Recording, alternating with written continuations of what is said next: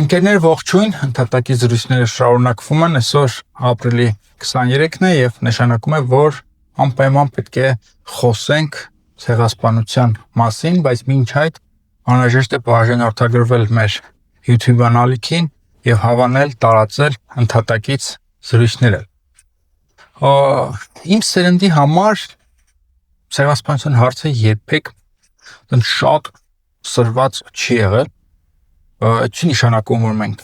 չենք հասկացել, չենք արժևորել, չենք հիշել, ամենևին էլ սրա մասին չի խոսքը։ Պարզապես մեր սերունդը ապրել է մի ժամանակաշրջանում, երբ ցեղասպանության կորուստը, ցեղասպանության հասցրած կործանարար հետևանքները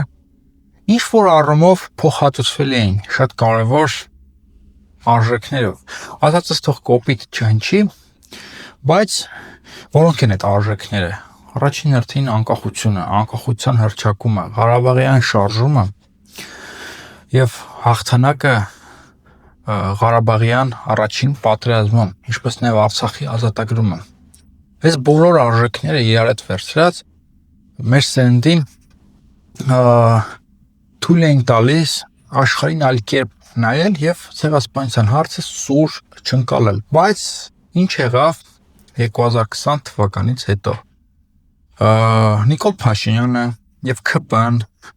Հայաստանին տարան պատերազմի, կործանարար պատերազմի, չկարողացան կառավարել այդ պատերազմը, տապալեցին բանակցային գործընթացը, տապալեցին ռազմաճակատը, մենք ջախջախիչ պարտություն կրեցինք, դրան հաջորդեց Արցախի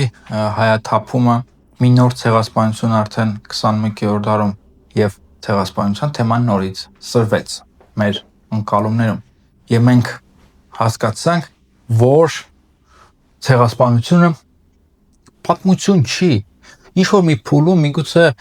սխալ, բայց մենք դրան սկսել էինք որպես պատմություն վերաբերվել։ Մենք հասկացանք, որ ցեղասպանությունը պատմություն չի,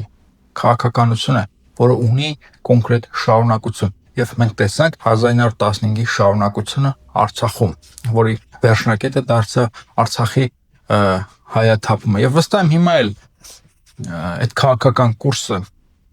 չի ավարտվել եւ ընթացքի մեջ է։ Եվ եթե արցախցիները բռնի տեղահանման ենթարկվեցին, ինչը ցեղասպանություն է, ապա հիմա էլ Թուրքիան եւ Ադրբեջանը նույն քաղաքականությունը շարունակում են, բայց արդեն փափուկ ուժով եւ մշակութային էքսպանսիայի միջոցով։ Այսինքն ինչ են անում, նրանք մտել են մեր գլխների մեջ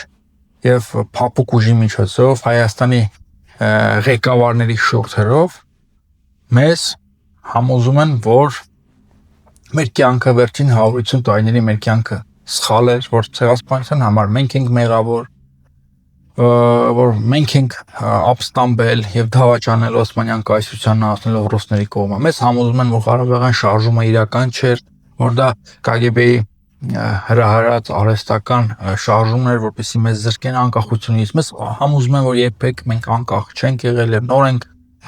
անկախացել։ Մեզ ասում են եկեք չօգտագործենք ցեղասպանություն բառը։ Մեզ ասում են եկեք չխոսենք Արցախի հայաթափման մասին, որովհետեւ Ադրբեջանը հայ-լայն տրամաբանությամբ կխոսի արդեն Արևմտյան Ադրբեջանի մասին։ Եվ մեր պաշտոնյաները չեն խոսում այս ամեն ինչի մասին, ընդհակառակը բերարտադրում են Թուրքիա եւ Ադրբեջանի նարատիվները,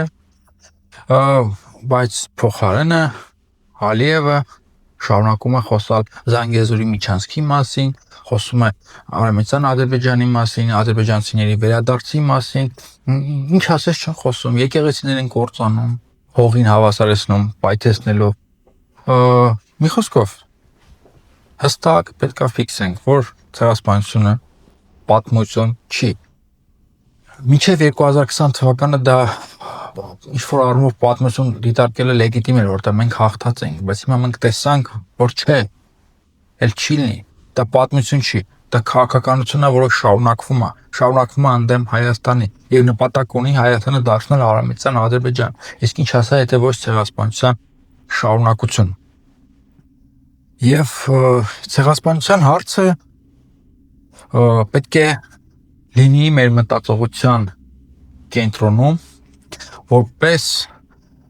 պայքարի որպես տքնաջան աշխատանքի միջոց